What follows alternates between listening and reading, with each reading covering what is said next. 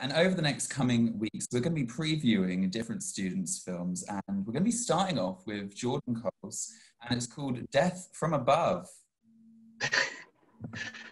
Yes, and I believe we've got the trailer, haven't we? We have got the trailer, and if you could be so good to keep talking whilst I get my share screen. Certainly. So Death from a Dove, did you say, or Above? Oh, Above. I beg your pardon. Above. Death from Yes. Above. Is this an exclusive trailer preview for us, Jordan? No, it's been out for a while. It's not an exclusive preview. It's been out. We finished it on the 12th of April. A while now. It's been because I've been working on a new film called Hat Shop, which should be coming out soon. So, cool. but no, I'll this ask you is about that shortly. Right? Let's see this trailer. Let's see.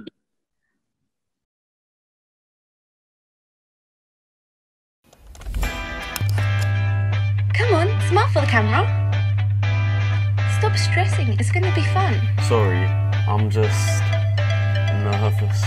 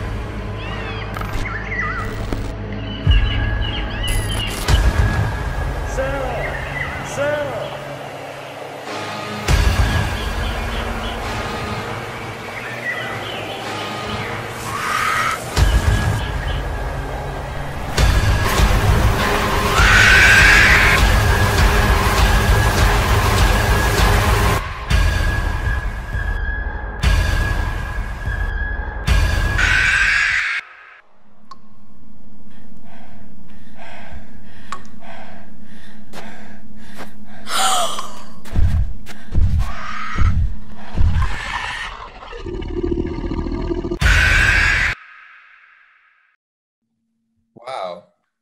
If that doesn't get you in the bank holiday mood, nothing will. That was terrific. That is so cool. Thank you, guys. Thank you so much, guys. Ollie, when that thing grabs her in the air, it was really. Oh yeah. Oh, that was yeah. It was quite the experience to direct that. Yeah. And did you write it as well, Jordan? Yeah, funnily enough, I came up with the idea of that on the tube. Right at the beginning of the project, it was like, come up with some ideas to pitch. And I had a few. I wasn't too keen. And I was sitting on the tube going home one day, and I was like, I really want to do something with skydiving because I like the verticality of when you're falling. I've always loved, I took a lot of inspiration on that film from the Godzilla Halo jump scene. So I said I kind of wanted to do something like that. And yeah, so I sat down, I wrote a rough draft. It started out, it was supposed to have like 6 characters or something.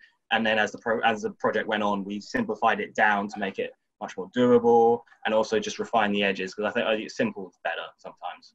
So yeah. Did the crew need much convincing about the idea, or were they on it from the start?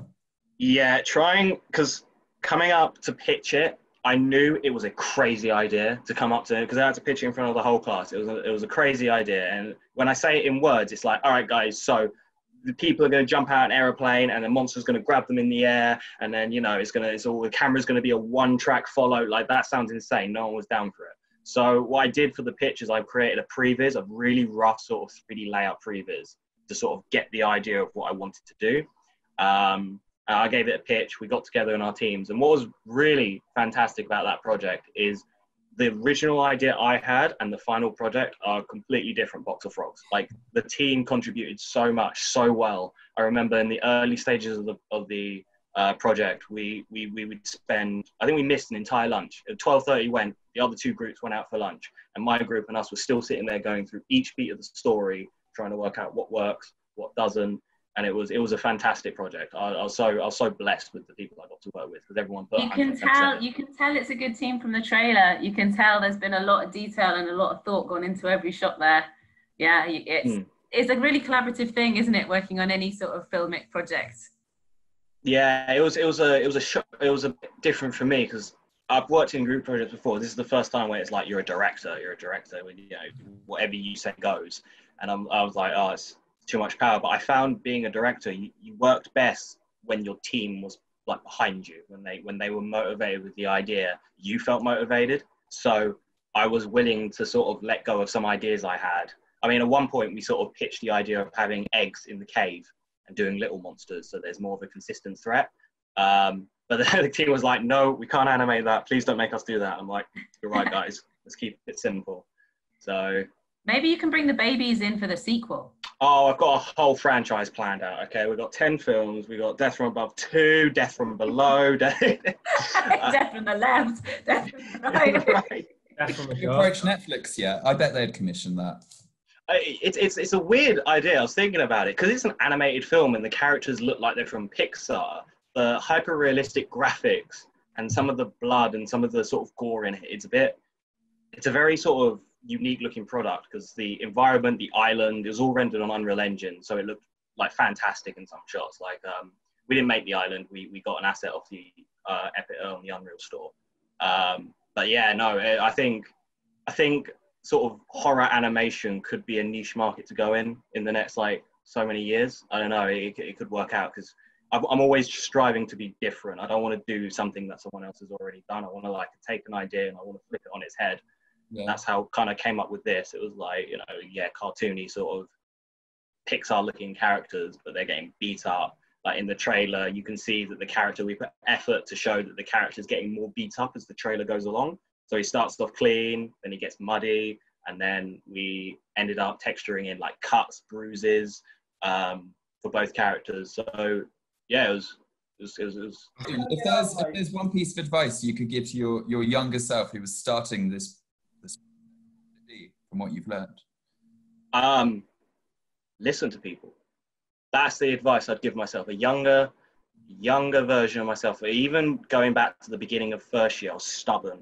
I thought I was locked in my ways. I was like tunnel vision almost, and even straight back right through college. If I had to give myself a little bit of information, surprisingly, I thought of this question a couple of weeks ago, but then again, lockdown's been quite boring. So yeah, I'd say no matter what, listen to other people, because someone's going to have a better idea than you. Yeah, that's true. And is the idea for the film then now, Jordan, that it goes to festivals, or?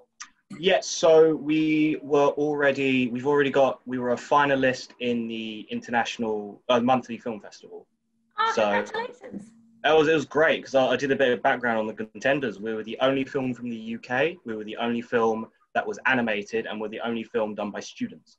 So I was really proud of that. That's my crowning achievement for 2020. Done. I'm done. Like that's but no, we've submitted it for a few more awards. We're on a bit of an awards run now, and just fingers crossed. Really, I know I put 110% into that, and so did the rest of the team.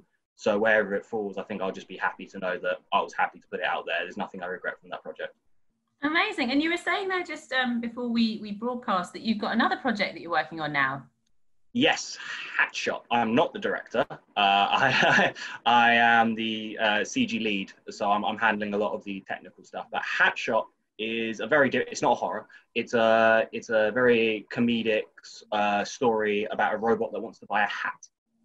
Oh, lovely. And I kind of like the project because, like Death from Above, you take an idea and it sort of turns into something else towards the end. So I'm very excited for that project. I'm very excited to sort of write that. Again, it's a new team this time, but they've all done an exceptional job. We have one of the master's students directing it, and a good friend Ross Green, he's co-directing it, and they've been doing a great job for the past however long, month and a half I think we've been working on it. And do you think you're a better sort of team member now you've had a crack at directing yourself? Like you understand where the pressure that they're on. Yeah, 100%. I think When you're a director, you got to know everything that's going on. Like I found that when I was directing Death from Above, I found that there was a stage in the production where I found myself having not lots to do, but I found myself having to check up on a lot of people. So as a director, you familiarize yourself with every role in that group. And now that I'm not a director, it's a bit weird not having to feel the pressure of finding out what the storyboard department's doing or like how that animated scene's going.